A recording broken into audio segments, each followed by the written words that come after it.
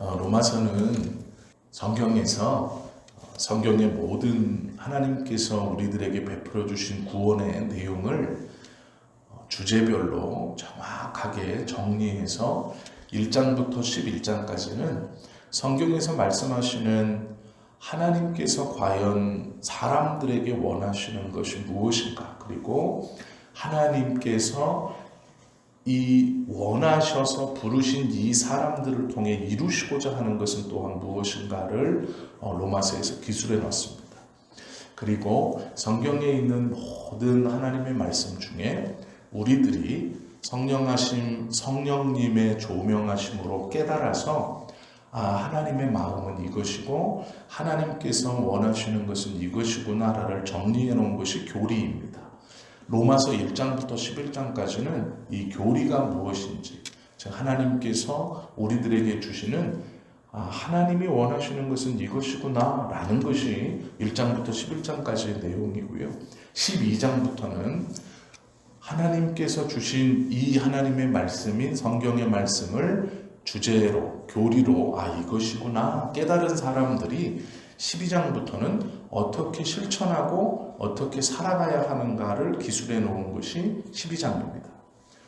1장부터 11장까지의 모든 말씀을 하나의 주제로 말하면 이신칭의입니다. 예전에는 이신득의라고도 불렀죠.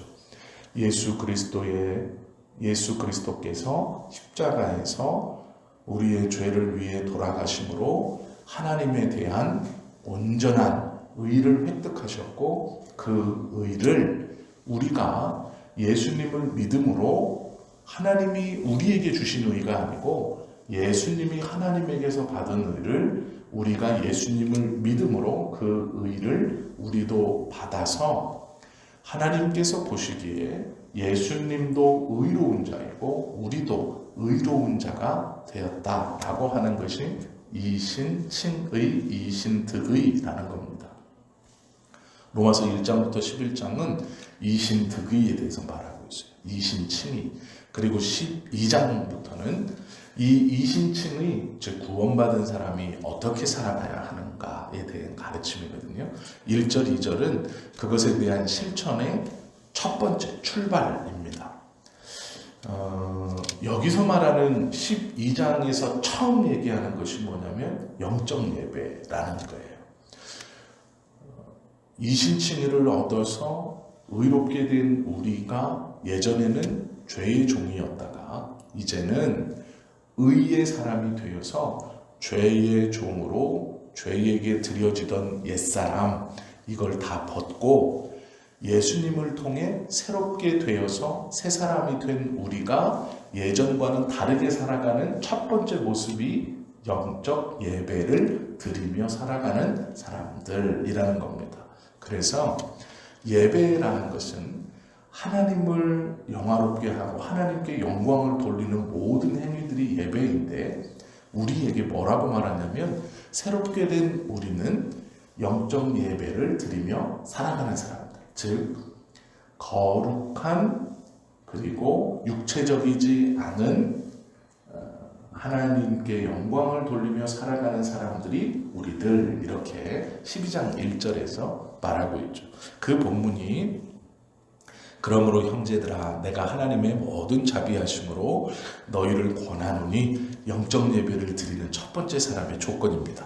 너희의 몸을 하나님이 기뻐하시는 거룩한 산 제물로 드리라. 이는 너희가 드릴 영적 예배니라. 우리의 몸을 하나님이 기뻐하시는 거룩한 산 제물로 드리라, 이렇게 말해요. 이게 무슨 말이냐면 예수님을 믿기 전에 우리의 몸이 더러웠다가 예수님을 믿은 후에 우리의 겉모양이 깨끗해지거나 아름다워지거나 피부에 잡티가 없어지거나 이런 말이 아니고요. 거룩한 산 제물로 드리라라는 것은 예전에는 죄의 종이어서 우리가 죄를 위해서 충성하고 죄의 영광을 위해서 살았던 그러한 자리에 있었던 우리가 이제 의롭게 되어 죄에서 분리되어서 의롭게 되었으니 이 의롭다, 깨끗함을 입은 우리가 내가 깨끗해졌다는 것을 알고 이제 죄의 영광이 아닌 하나님의 영광을 위해서 살아가는 것이다, 이렇게 말하고 있는 것이죠. 바울은 성경을 통해 하나님도 우리에게 이것이 첫 번째로 말하고 있어요. 드릴 영적 예배. 그런데 그 영적 예배를 드리는 자들이 꼭 알아야 되는 것은 새롭게 되었다. 우리가 새롭게 되었다. 그래서 과거에 나의 죄가 나를 지배할 수 없고, 과거에 죄 아래 있을 때 내가 품었던 나의 마음가짐들, 내 생각들, 과거의 나의 죄의 모습들, 나를 억누르고 나를 붙들고 있는 잘못된 생각들이 나를 지배하고 내 주인이 아니다라는 거예요. 새롭게 되었다라는 것은 단순히 마음을 새롭게 먹어야지, 기분을 새롭게 가져야지라는 것에서 완전히 과거와는 다른 사람이 되었다. 그래서 너는 하얀 백지와 같이 깨끗한 사람이 되었다, 이렇게 말씀하시는 거거든요. 그걸 먼저 깨닫고 그것을 믿고 깨끗하게 되었으니, 흠이 없고 점이 없는 깨끗한 사람이 되었으니 이제 하나님의 영광을 위하여 살아가야 한다, 이렇게 말하고 있는 것이죠. 실천에 있어서 먼저는 어떤 겉모양의 행위를 말하지 않고요, 우리의 마음에 변화되었다라는 걸 얘기해요. 근데 문제가 하나 있습니다. 변화시켜 주셔서 깨끗게 하시고 거룩하게 하셔서 우리가 완전히 새롭게 되었다는 것을 이해하는데, 이것을 가지고 예전에는 하지 못했던 하나님의 영광을 위해서 살아라, 이렇게 말씀하시고 이것이 믿는 자의 첫 번째라 라고 말씀하시며, 살아가는 장소를 깨끗한 곳에 두신 게 아니고요, 예전과 동일하게 살던, 즉 죄의 아래에 있을 때 동일하게 살던 이 똑같은 세상에 살아가게 하신다는 거예요. 그렇기 때문에 겉모양으로 무엇을 한다, 이게 중요한 게 아니고, 사는 세상은 예전에 죄 아래에 있을 때 살던 이 세상에서 살기 때문에 무엇을 정말로 지켜야 되냐면, 내가 새롭게 되었고 깨끗게 되어서 이것이 나에게 영향을 줄 수 없다라는 걸 먼저 알고, 예전에는 죄의 종으로 살던 것이 이제 하나님의 영광을 위해서 살으라라는 건 이 세상에서 사는 거예요. 저 세상에서 사는 거나 다른 세상에서 사는 거나, 내가 변화받아서 내 원래 나에게 있었던 가정을 떠나고 자녀들을 떠나고 누구를 떠나고 뭐를 다 바꾸고 이런 말씀이 아니고요, 그곳에서 동일하게 살지만 완전히 바뀐 삶, 바뀐 목표를 가지고 살아야 한다, 이렇게 말씀해 주시는 거거든요. 이것을 예배라고 해요. 하나님의 뜻에 순종하는 것뿐 아니라 하나님의 영광을 위해서 사는 것, 즉 목적이 분명히 있고 그 목적을 이루기 위해서 살아가는 것, 이걸 예배라고 표현하고 있어요. 우리가 앉아서 기도하고 찬송하고 하는 것은 눈에 보이는 예배라면, 하나님이 허락해 주신 삶의 자리에서 내가 깨끗한 사람이 되었구나, 이제 나는 목적 있는 삶을 살아요. 어떤 목적이냐면 하나님의 영광을 위해서 살아가는 것. 힘들고 어렵지만 내 자녀를, 예전에는 일어나서 할 수 없이 내가 씻기고 입히고 얼르고 달래서 학교도 보내고 했어요. 그런데 어느 날 내가 깨끗이 변화되었고 하나님의 영광을 위해서 산다는 것을 마음에 먹고 기억하고 기도하면서 똑같이 자녀를 양육하지만, 하나님께서 나에게 맡겨주신 이 자녀를 내가 최선을 다해서 잘 양육해서 하나님 앞에 부끄럽지 않아야지 하는 거예요. 이게 하나님의 영광을 위해서 살아간다라는 의미예요. 똑같이 밥을 해 먹이고 똑같은 아이를 똑같은 모양으로 키우는 것 같지만 그 마음에 목표가 있는 거예요. 하나님의 영광을 위해서 이 자녀를 양육하는 것이고, 하나님의 영광을 위해서 가정도 직장도 내가 하는 일도 우리의 주변의 일도 하는 것이죠. 이것이 영적 예배예요. 똑같은 세상에서 똑같은 모양으로 살아가지만 다르다. 우리는 목적 있는 삶을 살아간다라는 것이죠. 그래서 뭐라 그러냐, 2절에 보면 너희는 이 세대를 본받지 마라, 이렇게 말해요.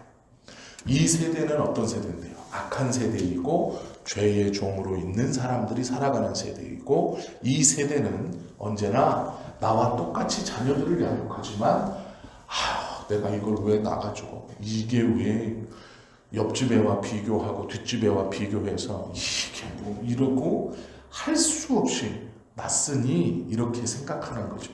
똑같이 밥을 먹이고 똑같이 아이를 양육하고 똑같이 남편을 대하고 아내를 대하고 똑같이 직장에 가지만 이 세대는 목적 없는 세대예요. 내가 이것만 견디고, 예를 들면 이런 거죠. 내가 이 시간 잘 견디고 그 단돈 얼마 받아가지고 내가 진짜 더러워서 죄송합니다. 이거 가지고 내가 그래도 여가라도 즐기고 여행이라도 한번 가고 스트레스 풀면서 내가 살아야지. 이렇게 직장 생활을 하는 것이 이 세대라는 거예요. 목적이 뭐냐면 돈을 얻어 그것으로 내 만족과 내 기쁨, 내 휴식, 내 편안함을 이루기 위해 견딘다라는 거예요. 그러니까 직업이 견디는 것이고 직장이 견디는 거예요. 언제나 때려치고 싶어요. 돈만 있으면 다 때려치고 싶은 거예요. 그런 마음을 갖고 있는 것이 이 세상이에요. 이 세상 어떤 사람도 직장에 가서 어떤 목적을 가지고 하나님의 영광을 위해서 섬기고 그 일을 하는 사람이 이 세상은 없다는 거예요. 이 세상을 본받지 마라. 양육도 마찬가지고 가정생활도 친구 관계도 다 자신의 만족, 자신의 평안, 내 마음의 위로를 위해서 한다. 그래서 바울은 이 세대를 본받지 말고라고 해요. 이 말은요, 이 말씀 로마서 12장 2절을 읽는 모든 세대, 100년 전의 사람에게도 동일한 그 시대에서 구별되라라는 말이고, 우리에게서도 이 세대에서 구별되라라는 말씀, 결국 똑같은 말씀이에요. 목적 있는 삶을 살아야 합니다. 하나님의 영광이라는 목적을 가지고 우리 변화된 사람은 살아야 합니다. 이렇게 말하는 것이고요. 오직 마음을 새롭게 함으로 변화를 받아.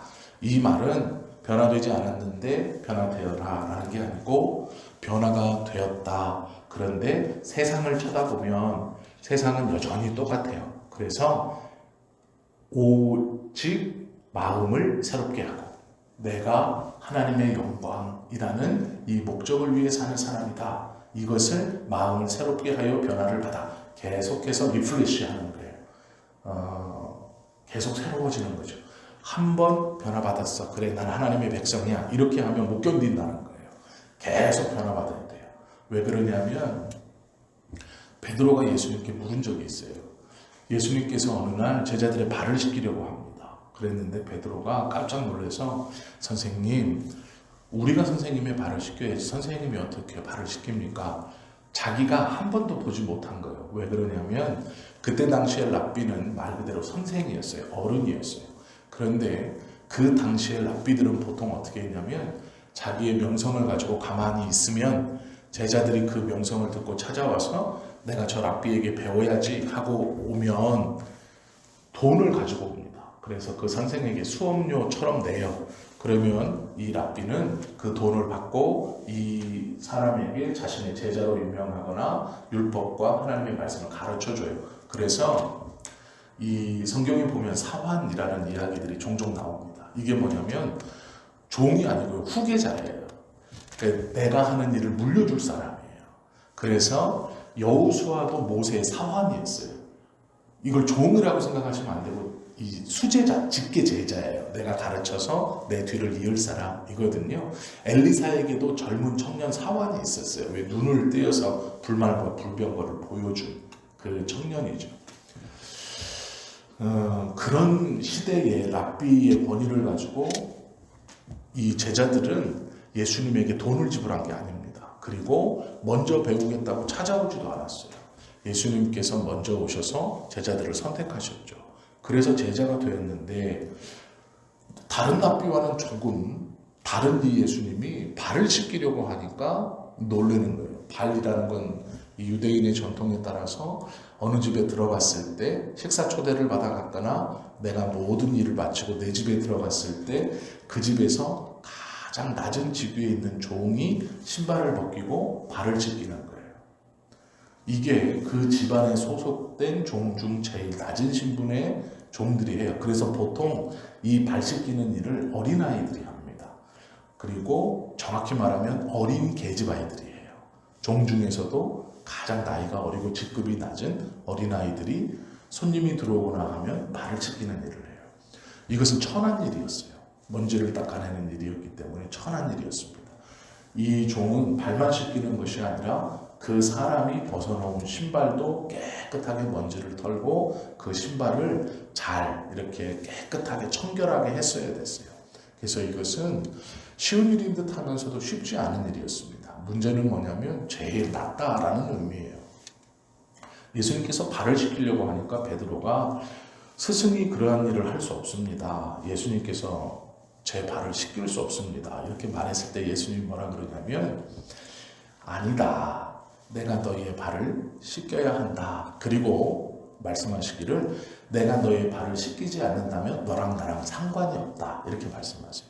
그 베드로가 또 깜짝 놀라서 그러면 제 발뿐만 아니라 목과 손을 씻겨 주십시오. 이렇게 얘기해요.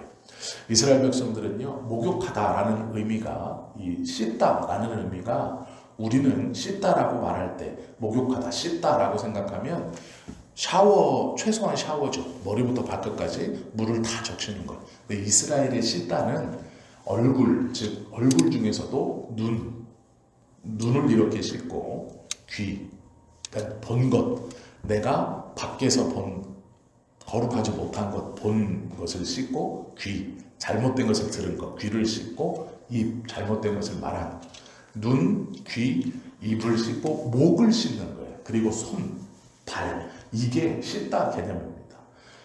이게 거룩한 자라는 개념이에요. 거룩하게 씻겼다라고 말할 때 머리부터 발끝까지 다 씻긴 게 아니고 이 눈, 귀, 입, 목, 손, 발 요거예요. 이게 목욕입니다. 이들의 개념에 주님 목욕을 시켜주십시오 이렇게 얘기해요. 그러면 다 시켜주십시오. 오해하면 안 돼. 홀딱 벗고 나를 다 시켜 어머니가 자식을 시키듯 싹 시키는 그런 의미가 아니고요. 내 눈과 내 귀와 내 입과 내 목과 내 손을 씻겨주십시오. 이렇게 말하는 거거든요. 그때 예수님이 뭐라 그러냐면 목욕한 자는 발밖에 씻을 것이 없다. 이렇게 말해요. 여기서의 목욕한 자라는 건 눈, 귀, 입, 목, 손 요 말이에요. 이것이 무엇이냐면 새롭게 되었다라는 뜻이거든요. 새롭게 되었어도 발을 씻어야 한다 이런 말이에요. 마음을 새롭게 한다는 건 이런 의미입니다. 예수님을 통해 우리는 새롭게 되어서 다 씻긴 자가 됐어요. 깨끗한 자가 되었어요. 보는 것이 달라졌고 듣는 것이 달라졌고 말하는 것이 달라졌고 몸속으로 들어가 넘어가는 것이 달라졌다. 손으로 하는 것이 나의 만족을 위해서 했다면 이제 하나님의 영광을 위해서 하는 것인데 이렇게 된 사람도 매일매일 새롭게 해야 되는 것, 발 씻는 것과 같은 거예요. 그래서 바울이 그 말을 하고 있는 겁니다. 오직 마음을 새롭게 하면 이런 말이에요. 변화를 받아 하나님의 선하시고 기뻐하시고 온전하신 뜻이 무엇인지를 분별하도록 하라. 영적 예배를 드리는 것은 하나님의 뜻을 분별하는 거예요. 즉 무엇이냐면 하나님의 영광을 위해서 살아가는 것, 이것이 구원받은 우리들이 해야 하는 첫 번째 삶의 태도이고 모습이다. 그것이 영적 예배이다라는 것이죠. 하나님의 뜻을 분별하는 생활은 어렵습니다. 쉽지 않아요. 왜 그러냐면 이 세상 가운데 살아가기 때문이에요. 이 세대와 같이 살기 때문이에요. 우리가 악한 세대, 죄의 종으로 있으면서 그 죄의 종으로 있는 사람들이 행하는 것과 우리도 똑같이 행하며 살기 때문이에요. 그들도 직장을 갖고 우리도 직장을 갖고 그들도 땀 흘리고 애쓰고 힘쓰면서 자기의 삶을 일구어가고 우리도 동일하게 그 모습으로 일구어가기 때문이에요. 그들도 아이를 키우고 우리도 아이를 키우기 때문이에요. 그들도 가정생활을 하고 우리도 가정생활을 하기 때문에 그래요. 다르다면 표가 나겠지만 똑같이 사는 거예요. 하나님께서 그렇게 살라고 하셨어요. 그러나 다른 것은 뭐냐면 우리로 깨끗게 하셨고 다시 마음을 새롭게 하여서 하나님의 뜻을 분별하고 목적 있는 삶, 그걸 살아라. 이게 영적인 예배다. 이렇게 말해요. 우리는 영적인 예배자로 살아가야 하는 것이 하나님의 뜻이에요. 그리고 영적인 예배자는 걱정하지 않으셔도 되는 게 과거의 나의 어떠함이 지금의 나를 어떻게 하지 못한다라는 거예요. 즉 과거의 불안함, 과거의 두려움, 과거의 죄악이 지금의 나를 잡아먹지 못한다라고 말해요. 왜 그러냐면 새 사람이 되었고 거룩하게 되었고 매일매일 깨끗이 되기 때문이에요.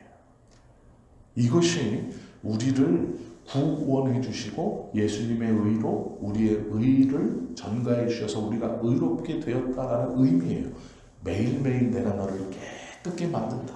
그러니 어제의 너의 죄와 어제의 너의 어두움과 어제의 너의 어떠함이 오늘의 너를 삼키거나 끌고 가지 못한다 라고 선언하시는 거예요.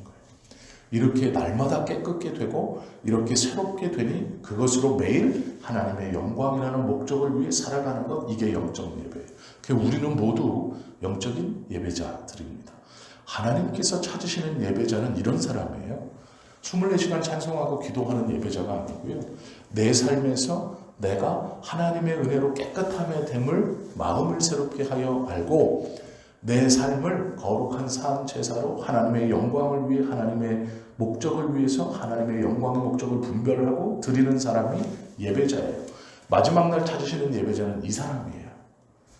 새 옷을 입고 우리가 한국교회가 이 예배자를 오해할 때 새하얀 옷을 입고 교회에서 막 이렇게 예배드리는 이 예배자를 생각했어요. 입에서 찬송과 기도가 끊이지 않는 사람. 아니에요. 그게 아니고 삶에서 목적을 가지고 살아가는 사람, 그것이 예배자예요. 예배자는 교회 안에 있는 게 아니고 삶의 자리에 있는 사람들이에요. 이것이 첫 번째 예배자예요.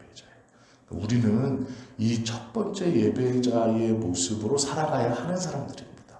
그래서 자녀들을 키울 때, 가정생활이나 직장생활을 할 때 목적을 가지고 살아가는 사람들, 과거에 나를 끌고 가려고 하는 그 생각들, 죄악들에서 자유롭다는 것을 매일매일 어제의 내가 부족하더라도 오늘의 나는 완전히 다른 사람, 다시 깨끗게 되었고 새롭게 된 사람이에요.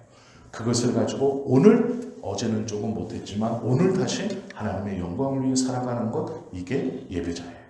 마지막 날 찾으시는 내가 너희에게 믿음을 보겠느냐라고 말씀하신 이 믿음을 가진 자는 매일매일 내가 깨끗게 되었다는 걸 인지하는 사람, 하나님의 영광을 위해 살아가는 예배자예요. 그 사람 찾으신다, 이렇게 말씀하는 거예요. 우리가 마지막 때에 이 생각, 이 하나님의 말씀을 기억하고 이신칭의로 구원받은 우리가 첫 번째 잊어버리면 안 되는 것, 우리는 새롭게 되었다라는 것, 그리고 이렇게 새롭게 된 사람이 어떻게 살아가야 하는가를 기억하는 이것이 예배자의 삶이에요. 우리는 나그네라고도 말하고 순례자라고도 말하고 예배자라고도 말해요. 이것이 예배자, 그러니까 우리 모두는 영적 예배자예요. 오늘 하루 우리의 삶이 하나님께 드리는 거룩한 예배죠. 거룩한 하나님의 영광을 쫓아가며 사는 삶이에요. 첫 번째로 자각해야 될 건 내가 깨끗하구나. 내가 완전히 새로운 사람이구나 라는 것을 생각하고 이 세대를 본받지 않고 살아가야 하는구나. 이 세대는 어떤 세대예요? 나를 누르고 나를 끌어당기고 나를 주저앉히려고 하는 세대예요. 이 세대는 성경의 말씀대로 자신의 배만 위해서 살아가는 세대예요. 자신의 만족, 자신의 채움, 자신의 욕심, 그것을 위해서 살아가는 세대죠. 그러나 우리는 똑같이 살지만 하나님의 영광을 위해서 살아가는 귀한 예배자들의 삶을 산다, 이렇게 말하고 있는 것이죠. 이러한 은혜를 기억하고 이 삶을 예수님 오시는 그날까지 살아가는 우리 모두가 되시기를 예수님의 이름으로 축원합니다. 기도드립니다.